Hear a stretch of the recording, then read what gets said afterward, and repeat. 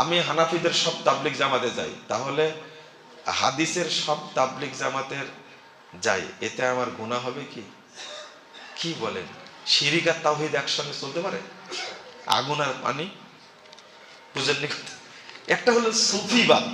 এটা কি? সুফিবাদ।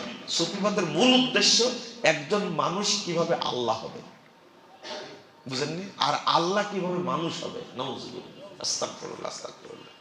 তাদের সাথে কোনো সম্পৃক্ততা রাখা যাবে না। সৌদি আরব তাবলীগ জামাতকে নিষিদ্ধ করেছে, এখন আপনার কানে ঢোকেনি? এটা তাওহীদের রাষ্ট্র। এটাই তো আহলে হাদিসদেরকে অপমান করার চেষ্টা করছে। কিসের সৌদি আরব?